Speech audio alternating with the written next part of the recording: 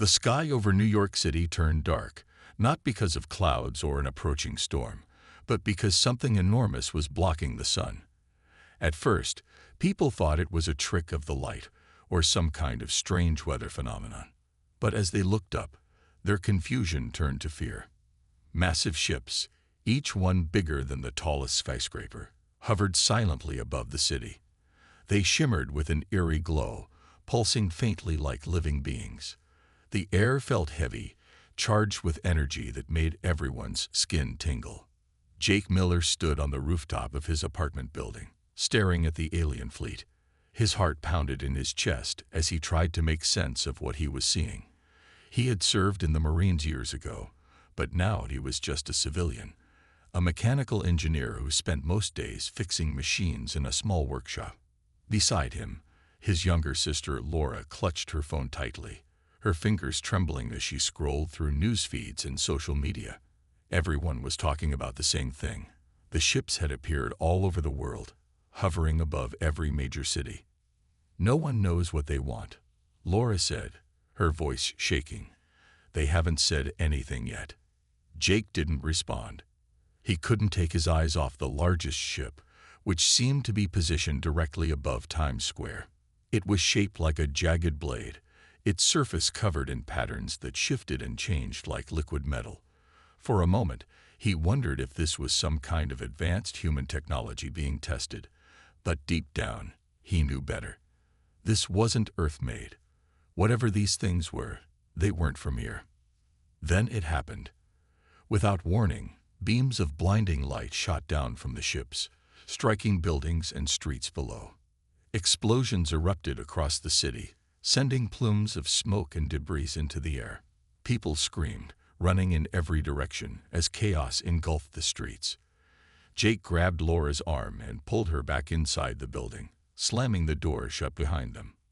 "What do we do?" Laura asked, panic rising in her voice. She was a scientist, working for NASA, used to dealing with problems that involved equations and data, not invasions from outer space. "We stay alive," Jake replied firmly. His mind raced as he tried to think of a plan. He knew they couldn't stay in the apartment for long. The building might collapse under another attack, or worse, they could get trapped inside. But venturing outside was equally dangerous. The streets were filled with panicked crowds, burning wreckage and falling debris.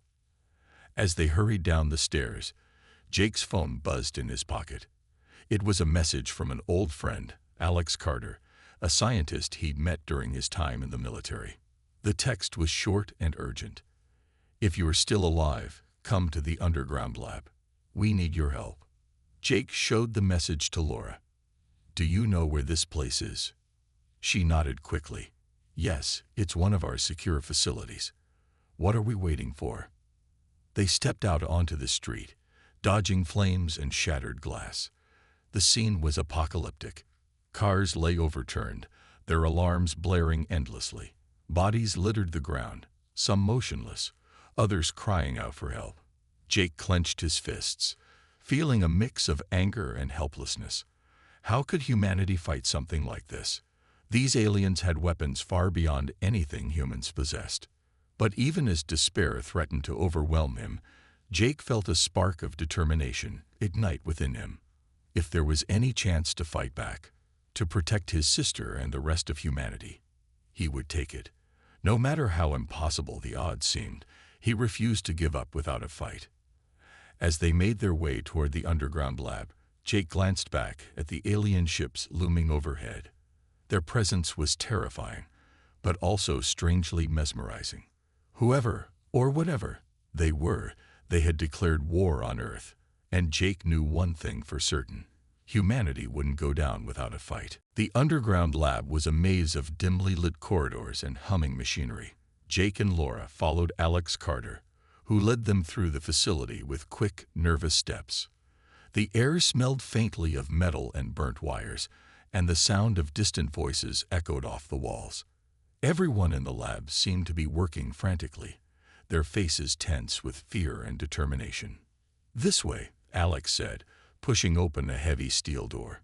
Inside, A group of scientists and engineers were gathered around a large table covered in blueprints, computer screens, and scattered papers. At the center of the chaos stood a woman named Emily Dawson, a pilot with sharp green eyes and a no-nonsense attitude. She glanced up as Jake and Laura entered, her expression unreadable. "We don't have much time," Alex said, gesturing for everyone to gather closer.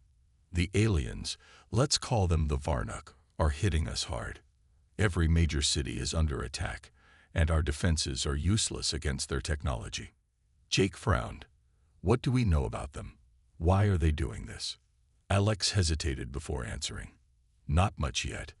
Their weapons are advanced, energy-based, capable of vaporizing entire buildings in seconds.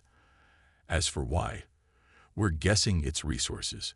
Earth has everything they need: water, minerals, energy. If we don't stop them, they'll strip this planet bare." Laura stepped forward, her voice steady despite the fear in her eyes. "We've intercepted some of their signals. I've been analyzing them since the attacks began. There's a pattern, a kind of code. If we can crack it, maybe we can find a weakness." Emily crossed her arms. "And how long will that take? We're running out of cities and people." Laura swallowed hard but didn't back down. "I don't know exactly, but I think I'm close.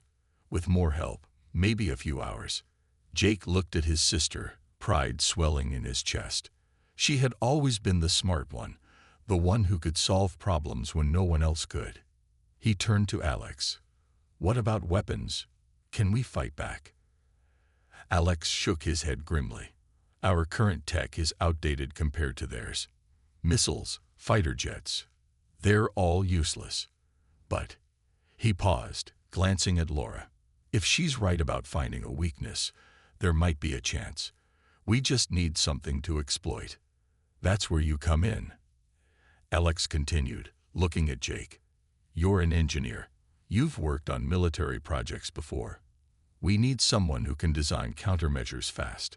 Whatever Laura finds, we'll need to turn it into something we can use."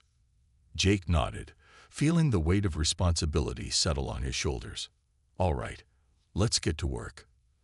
As the group dispersed to their tasks, Jake pulled Laura aside. "Are you sure about this?" he asked quietly. "This code, you really think it'll help?" She hesitated, then nodded. "I have to believe it will. If we don't try, what's the alternative?" He squeezed her shoulder. "Just be careful. And let me know if you need anything." For the next several hours, the lab buzzed with activity. Laura and Alex pored over data, trying to decode the alien signals while Jake sketched out designs for new weapons based on vague ideas of what Laura might discover. Emily paced nearby, occasionally chiming in with suggestions or updates from the surface. The news wasn't good. The Varnock were relentless, and casualties were mounting. Finally, Laura let out a gasp. "I think I got something," she exclaimed, pointing to a screen filled with strange symbols. "They're shields. They're not impenetrable. They operate on specific frequencies. If we hit them with an electromagnetic pulse tuned to those frequencies, we might be able to disable them temporarily." Jake stared at the screen, his mind racing. "Can we build something like that?" "It's risky," Alex admitted, "but it's our best shot." Emily stepped forward, her expression resolute. "Then let's do it. We don't have any other options." Jake took a deep breath, already envisioning the challenges ahead. Building these weapons would require ingenuity, speed, and sacrifice.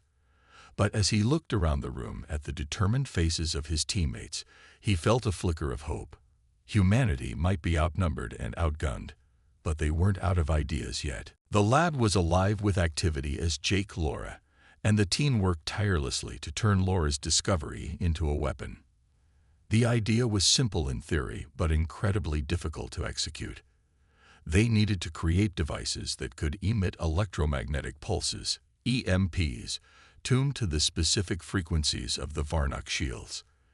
If they succeeded, it would give humanity its first real chance at fighting back. Jake stood over a workbench cluttered with wires, circuit boards, and tools. His hands moved quickly, assembling a prototype EMP emitter based on Laura's calculations. Sweat dripped down his forehead, but he didn't stop. Every second counted. The Varnock were still attacking cities around the world, and time was running out. Nearby, Laura sat hunched over a computer, double-checking her data. Her fingers flew across the keyboard as she ran simulations to ensure the frequencies were correct. Alex hovered behind her, offering suggestions and pointing out potential flaws in the design. "We need to make sure this works the first time," Alex said. "If we fail, we won't get another chance." Emily paced back and forth, watching the team work. She wasn't a scientist or an engineer, but she understood the stakes better than anyone. As a pilot, she knew what it felt like to face overwhelming odds. "How long until we can test this thing?" she asked, her voice sharp with urgency. "Soon," Jake replied without looking up. "But testing isn't the problem. Even if it works, we'll need to build enough of these devices to make a difference, and that's going to take resources we don't have." Laura glanced up from her screen. "What about the military? Can't they help?" "They're stretched thin," Alex explained. "Most of their equipment is useless against the Varnock. We're on our own for now." Emily frowned. "Then we'll have to improvise.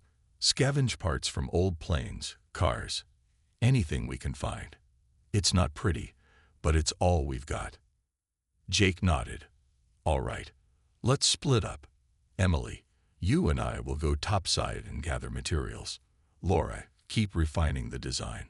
Alex, see if you can figure out how to mass-produce these things once we have a working model." The plan was risky.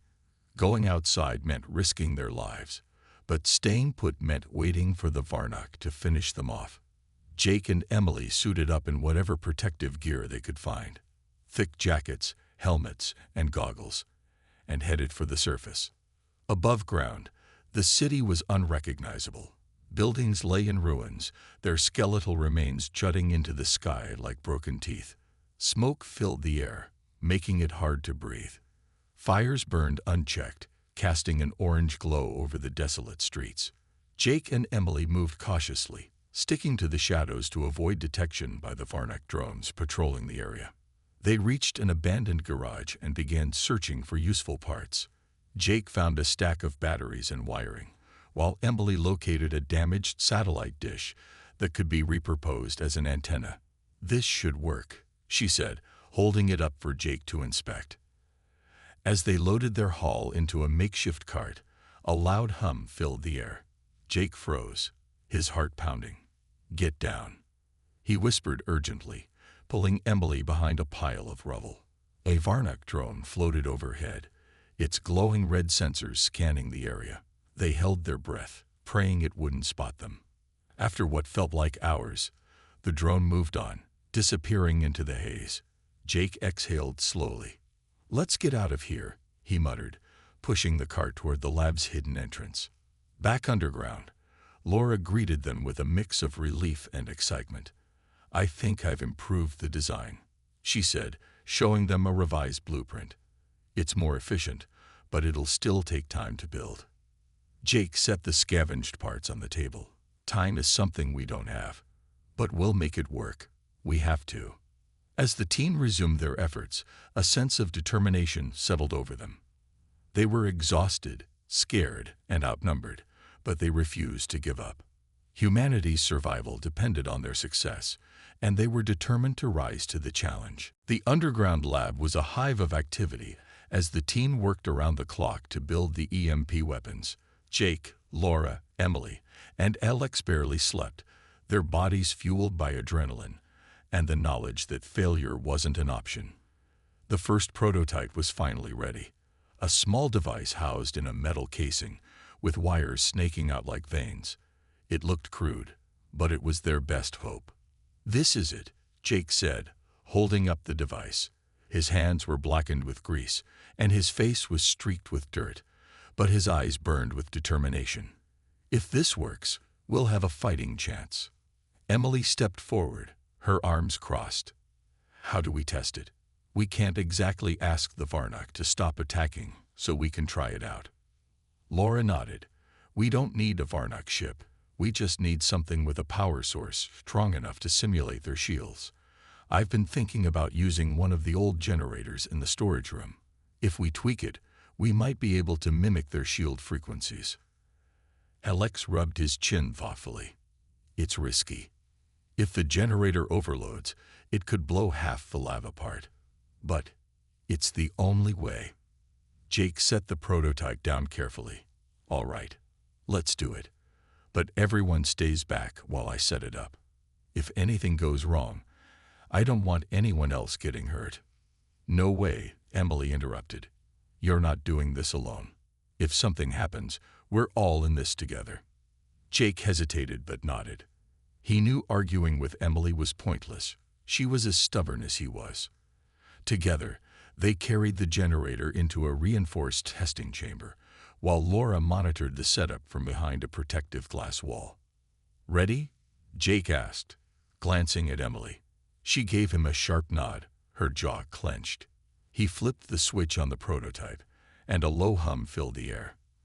The device began to glow faintly, its circuits buzzing with energy. Slowly, the generator's lights flickered, then dimmed completely. It worked, Laura exclaimed, her voice cracking with excitement. The EMP disrupted the generator's power flow. This could actually work against the Varnock. But before anyone could celebrate, alarms blared through the lab. A red light flashed overhead, warning of an incoming threat. Alex rushed to a nearby monitor and cursed under his breath. Varnock drones are heading this way. They must have traced our energy signature during the test. Panic rippled through the group, but Jake quickly took charge. We need to move. Now, grab everything you can carry. The prototypes, tools, anything useful. We can't let them get their hands on this tech. The team scrambled to pack up their equipment, stuffing devices and blueprints into crates. Emily grabbed a rifle from the armory and stationed herself near the entrance, keeping watch for the approaching drones.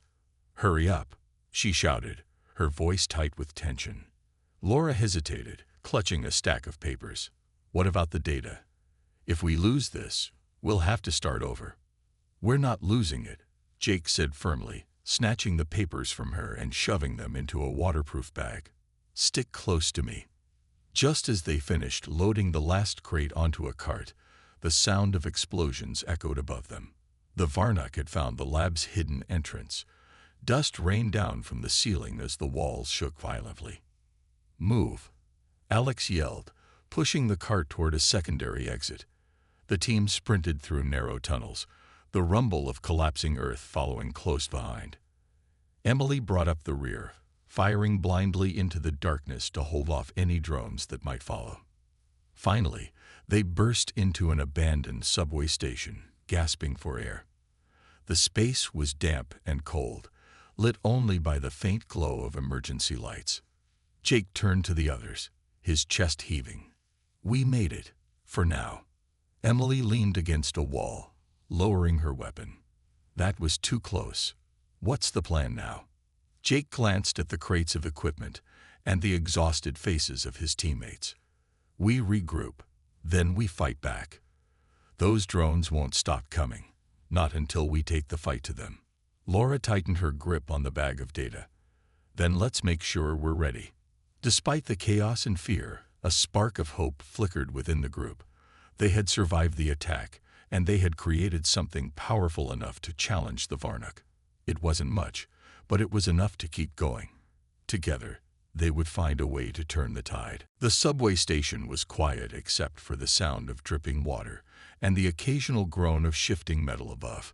Jake leaned against a pillar, staring at the crates of equipment they had managed to save. It wasn't much, but it was all they had left. The team sat in silence, catching their breath after the narrow escape from the lab. We need a plan, Emily finally said, breaking the silence. Her voice was firm, cutting through the tension like a knife. We can't just sit here waiting for the Varnock to find us. Jake nodded, rubbing his temples. You're right. But we're not ready yet. We need more time to build enough EMP weapons to make a real impact. Laura looked up from the data she had been reviewing. What if we don't wait for them to come to us? What if we hit them first? Everyone turned to her, surprised by the suggestion. Alex raised an eyebrow. You mean launch an attack? That's suicide. We don't have the numbers or the firepower. Not a full-scale attack, Laura clarified. A small strike, just enough to test the EMPs on their ships. If we can disable even one of their vessels, it'll give us valuable intel and show them that we're not completely defenseless. Emily stood up, pacing back and forth. It's risky, but it could work. A surprise hit-and-run mission. We sneak in, take out a target, and get out before they know what hit them. Jake frowned, considering the idea. He didn't like putting his team in danger. But Laura was right. They couldn't afford to wait. All right, he said finally, but we do it smart. No unnecessary risks. They spent the next few hours planning the mission. Using maps of the city and reports of Varnock activity, they identified a supply ship orbiting Earth's moon. It was smaller than the massive warships attacking the planet, making it a safer target for their first attempt. The ship appeared to be lightly guarded, likely because the Varnock didn't expect humanity to fight back. We'll need a pilot, Emily said, looking at Jake. Someone who knows how to handle themselves in a fight. I'll go, Jake replied without hesitation. You stay here and help Laura and Alex finish building the EMPs. If something happens to me, you'll need to keep this operation running. Emily opened her mouth to argue but stopped herself. She knew Jake was right. He was the most experienced fighter in the group. Reluctantly, she nodded. Fine, but you better come back alive. By dawn, the team had rigged an old transport shuttle with the EMP prototype. Jake climbed into the cockpit, running through pre-flight checks, while Emily handed him a rifle. Don't do anything stupid, she said, trying to mask her worry with sarcasm. I'll try not to, Jake replied with a grin. He glanced at Laura, who stood nearby, clutching the bag of data tightly. Take care of her, he said to Emily, nodding toward Laura. You know I will, Emily responded, her voice softer now. As the shuttle lifted off, Jake felt a mix of fear and determination. The mission was dangerous, but it was also their best chance to strike back. For the first time since the invasion began, he felt a flicker of hope. Humanity might be outnumbered and outgunned, but they weren't out of ideas or courage. The journey to the moon was tense. Jake kept the shuttle low, using the debris field around Earth's orbit as cover. When he reached the supply ship, he activated the cloaking device they had scavenged earlier. Slowly, carefully, he maneuvered the shuttle into position. Here goes nothing, he muttered. Activating the EMP. A pulse of energy shot out, striking the Varnock ship. Its lights flickered, then went dark. Success. But before Jake could celebrate, alarms blared inside the shuttle. 2 Varnock drones had detected him and were closing in fast. Gripping the controls tightly, Jake prepared for the fight of his life. Jake's heart raced as the 2 Varnock drones closed in on his shuttle. Their sleek, insect-like forms shimmered with an eerie glow, and their weapons charged with a high-pitched whine. He gripped the controls tightly, his mind racing. The EMP had worked. It had disabled the supply ship.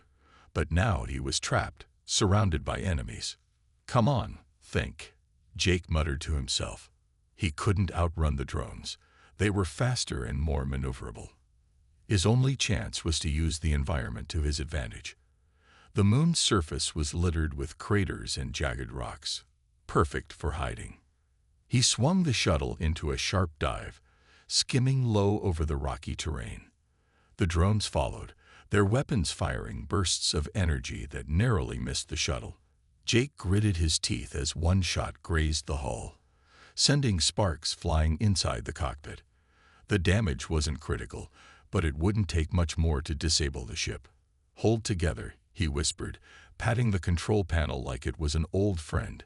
He spotted a deep crater up ahead and steered toward it, hoping the drones would lose sight of him in the shadows. As he descended into the darkness, he cut the engines, leaving the shuttle drifting silently. For a moment, there was nothing but silence. Jake held his breath, listening for any sign of the drones. Then he heard it, the faint hum of their engines as they passed overhead, searching for him. They hadn't given up yet. Jake waited, counting the seconds in his head. When he judged enough time had passed, he slowly powered up the shuttle and eased it out of the crater. The drones were farther away now, circling the area where they thought he might be hiding. It was his chance to escape. But as he turned the shuttle toward Earth, something caught his eye. A blinking light on the disabled supply ship. It looked like a data port, exposed and vulnerable. If he could dock with the ship and download its systems, he might uncover valuable information about the Varnock. The risk was enormous, but the potential reward was worth it. "I didn't come all this way to leave empty-handed," Jake said aloud, steeling himself for what came next. He guided the shuttle toward the supply ship, keeping one eye on the drones. They were still distracted, their sensors scanning the wrong area. Once docked, Jake grabbed a handheld device from the shuttle and climbed into the supply ship. The interior was dimly lit, with strange alien symbols glowing faintly on the walls. He moved quickly, locating the data port and plugging in the device. The screen flickered to life, lines of code scrolling rapidly as the download began. "This better be worth it," he muttered, glancing nervously at the entrance. Any second, the drones could return. Just as the download completed, alarms blared throughout the ship. The drones had found him. Jake yanked the device free and sprinted back to the shuttle, his boots clanging against the metal floor. Behind him, the drones entered the ship, their weapons firing wildly. One blast struck the wall near Jake, nearly knocking him off his feet. He reached the shuttle and slammed the hatch shut, his hand shaking as he powered up the engines. The drones fired again, damaging the docking clamp. The shuttle broke free, tumbling briefly before Jake regained control. With the enemy hot on his tail, he pushed the engines to their limit, speeding back toward Earth. As he re-entered the atmosphere, the stress of the mission hit him all at once. His body ached, and his mind was foggy with exhaustion. But he had done it. He had struck back against the Varnock, and brought back something that could change everything. When Jake landed at the subway station, Emily, Laura, and Alex rushed to meet him. "You're alive," Emily exclaimed, relief washing over her face. "Barely," Jake replied, holding up the data device. "But I got something. Let's see if it's worth almost getting myself killed." Laura took the device eagerly, her eyes lighting up with curiosity. "This could tell us everything we need to know about them, their weaknesses, their plans." Jake nodded, leaning against the shuttle. "Then let's get to work. We got a war to win." The subway station buzzed with renewed energy as Laura plugged the data device into a computer. The screen flickered to life, displaying rows of alien symbols that scrolled faster than anyone could read. Alex leaned over her shoulder, his brow furrowed in concentration. "This is going to take some time," he said. "Their language isn't like anything we've seen before." Jake sat nearby, nursing a cup of cold coffee. His body was still sore from the mission, but his mind was racing. Every second they spent decoding the data felt like another city falling under the Varnock's attacks. "How long?" he asked, his voice tight with impatience. Laura didn't look up. "I don't know yet, but I'll work as fast as I can." Emily paced back and forth, her boots echoing against the concrete floor. She hated waiting, especially when so much was at stake. What if there's something in there we can use right now? A map of their fleet or weaknesses we can exploit. "We'll find out soon enough," Alex replied, though his tone wasn't reassuring. He turned back to the screen, typing commands to analyze the data. "Let me see if I can isolate key sections." Hours passed, and a group barely moved. Jake dozed off briefly, only to jerk awake when Laura gasped suddenly. "Wait, stop," she exclaimed. pointing at the screen. "Look at this." Alex zoomed in on a section of the data. It showed a diagram of what appeared to be multiple fleets, not just the Varnuk, but another alien race. Their ships were marked with unfamiliar symbols, and notes written in the Varnuk's language accompanied them. "What does it mean?" Jake asked, standing up to get a better look. Laura's hands trembled as she translated the text. "It says, the Varnuk aren't acting alone. They're being manipulated by another species, the Krylos. The Krylos are using the Varnuk to weaken Earth so they can take over later." Emily frowned. "So the Varnuk are just pawns. That changes everything." Jake clenched his fists. "If the Varnuk are being used, maybe we can turn them against the Krylos, or at least convince them to stop attacking us." Alex shook his head. "It's not that simple. Even if we expose the truth, the Varnuk might not believe us. And even if they did, they'd still see us as a threat." Laura thought for a moment, then spoke softly. "What if we talk to them? Show them the data. If they realize they're being played, maybe they'll listen." Jake hesitated. Negotiating with the Varnuk was risky, but it might be their only chance to avoid total destruction. "All right," he said finally. "But how do we even contact them?" "There's more," Laura continued, scrolling through the data. "Coordinates for a neutral zone.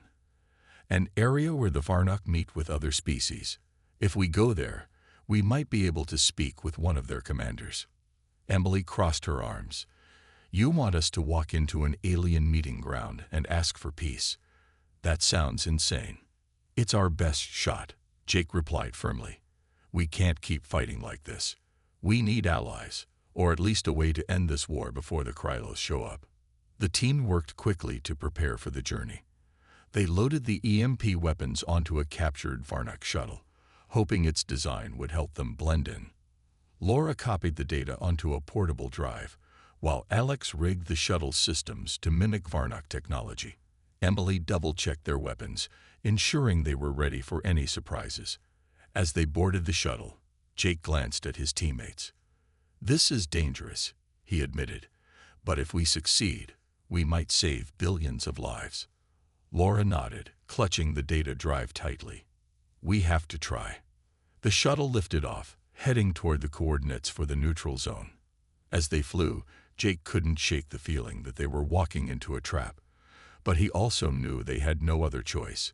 Humanity's survival depended on taking risks, and trusting that hope was stronger than fear. The neutral zone was unlike anything the team had ever seen.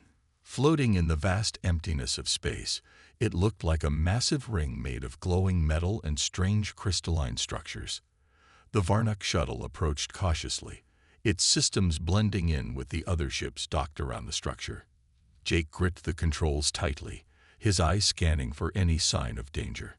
"This place gives me the creeps," Emily muttered, her hand resting on the rifle strapped to her side. "Feels like we're walking into a spider's web." Laura leaned forward, studying the alien symbols etched into the walls of the station. "According to the data, this is where different species meet to trade or negotiate. If we can find the right Varnuk commander, maybe we can make them listen."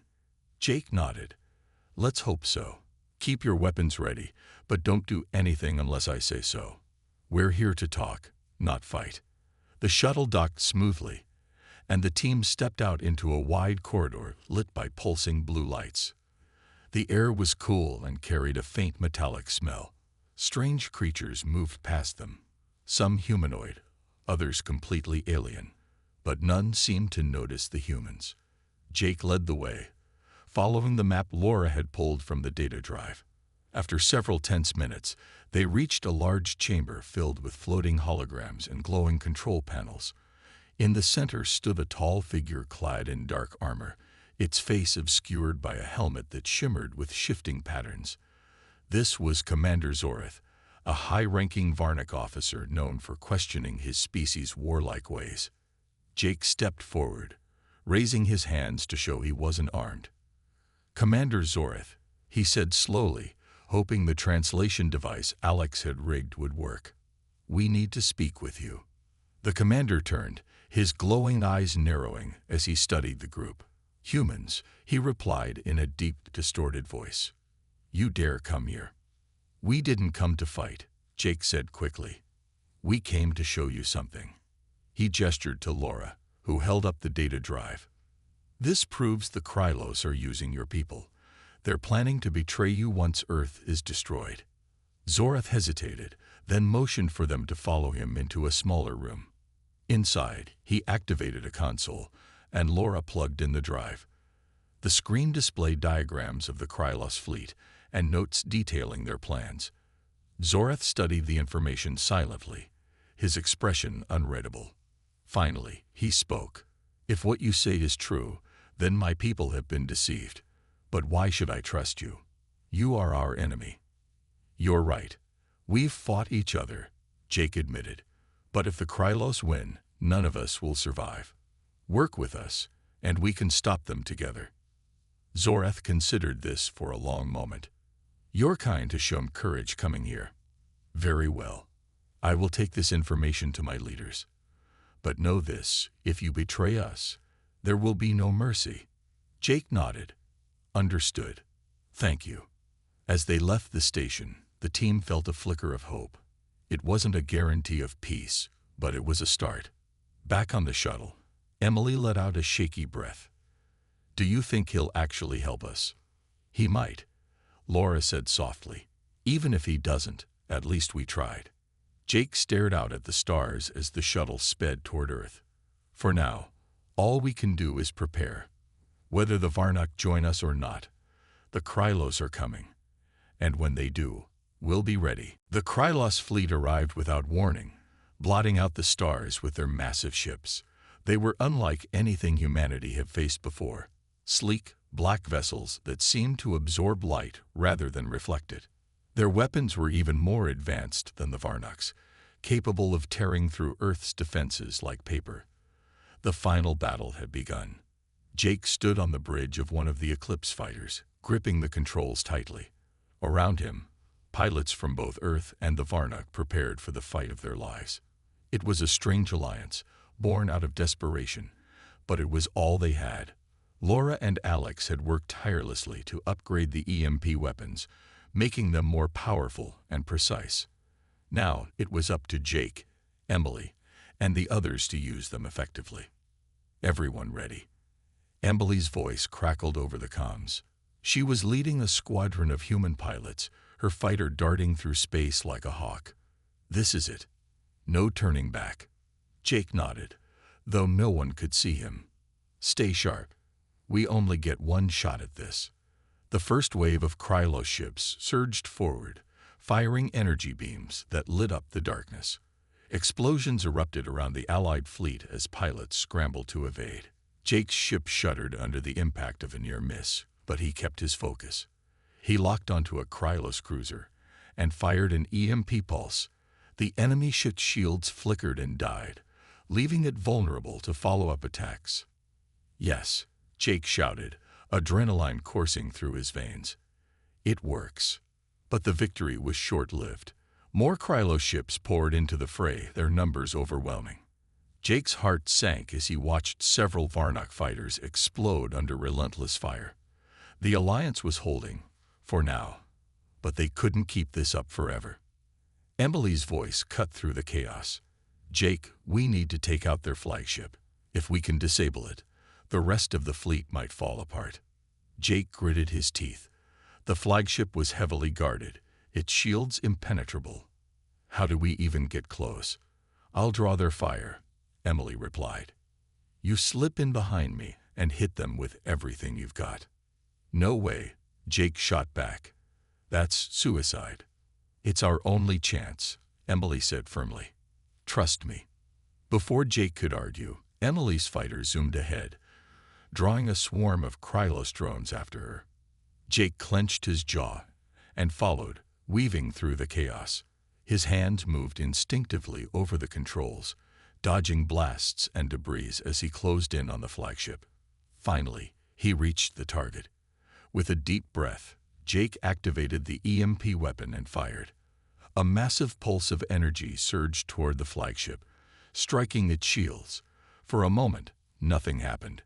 Then, with a blinding flash, the shields collapsed. "We did it," Jake exclaimed, relief washing over him. But his joy was cut short as alarms blared inside his cockpit. A Krylos drone had locked onto him, its weapons charging for a final shot. Jake braced himself, but the blast never came. Emily's fighter swooped in, destroying the drone just in time. "Told you I'd have your back," she said over the comms, her tone lighter despite the danger. With the flagship disabled, the tide of the battle began to turn. Varnak and human forces worked together, targeting the remaining Krylos ships. One by one, the enemy fleet fell, until only scattered remnants remained. The Krylos retreated, fleeing into deep space. As the dust settled, Jake let out a shaky breath. They had won, but at a great cost. Many lives had been lost, and Earth's cities lay in ruins. Still, there was hope. Together, humanity and the Varnak had proven that even the strongest enemies could be defeated. Jake looked out at the stars, his mind heavy with thoughts of what lay ahead. The galaxy was vast and full of dangers, but for the first time, he felt ready to face them. Humanity had taken its first step into the wider universe, and it wouldn't stop now. The aftermath of the battle was quiet, but it wasn't peace. Earth's skies were still filled with smoke and ash, and the scars of war were everywhere. Cities lay in ruins, their streets empty except for rescue teams searching for survivors. But even in the destruction, there was a sense of hope. Humanity had survived, and not just survived, but fought back against an enemy that once seemed unstoppable. Jake stood on a hill overlooking what used to be New York City. The skyline was broken, its towering buildings reduced to jagged skeletons. Beside him, Laura held a tablet, her eyes scanning reports from around the world. "Rebuilding will take years," she said softly. "Maybe decades, but we'll do it. We always do." Jake nodded, his hands shoved deep into his pockets. "We didn't just survive, Laura. We proved something. Humanity isn't just some weak species waiting to be wiped out. We're fighters." Emily joined them, her flight suit still smeared with soot from the battle. She carried a small bag slung over her shoulder, its contents clinking softly. "I brought you something," she said, handing Jake a battered piece of metal. It was part of the Krylos flagship they had destroyed. A souvenir, proof that we won. Jake smiled faintly, turning the shard over in his hands. "Thanks. I'll keep it as a reminder." The three of them fell silent, staring at the horizon. The sun was setting, painting the sky in shades of orange and red. It was a beautiful sight, even in the midst of so much loss. Life would go on, not the same as before, but stronger, wiser. Later that night, Alex approached Jake in the makeshift command center. "We've been going over the data from the Krylos ships," he said, his voice tinged with excitement. "Their tech is incredible. If we can reverse engineer it, we could leap forward centuries in terms of science and technology." "That's good news," Jake replied. "But let's not lose sight of what matters. All this tech means nothing if we don't use it to protect ourselves and others." Alex nodded. "You're right. Still, it's a start. Earth might never be the same, but maybe that's a good thing. Maybe we can build something better." Meanwhile, Commander Zoreth and the Varnak fleet prepared to leave Earth's orbit. Before departing, Zoreth sent a message to humanity. "Your courage has earned our respect," it read. "Though our past was marked by conflict, our future may yet be one of cooperation. Farewell for now." Laura read the message aloud to the team, her voice steady but filled with emotion.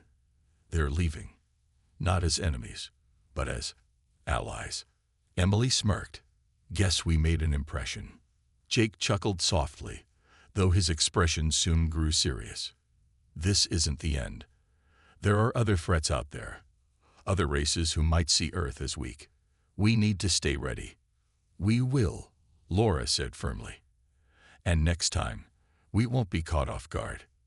As the days turned into weeks, humanity began to rebuild.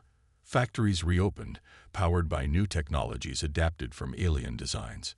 Schools started teaching about the war, not just as history, but as a lesson in resilience and unity. Emily took charge of training new pilots, instilling in them the same determination that had carried her through the darkest moments. Jake and Laura continued working together, designing defenses to ensure Earth would never again be vulnerable. In the end, the invasion had changed everything. But not all change was bad. Humanity had faced its greatest challenge and emerged stronger. The galaxy had underestimated Earth, and that mistake would echo for generations. Jake looked up at the stars one last time before heading inside. The universe was vast, full of wonders and dangers alike. But Earth was no longer alone, or afraid. Whatever came next, humanity would face it together. And that was enough.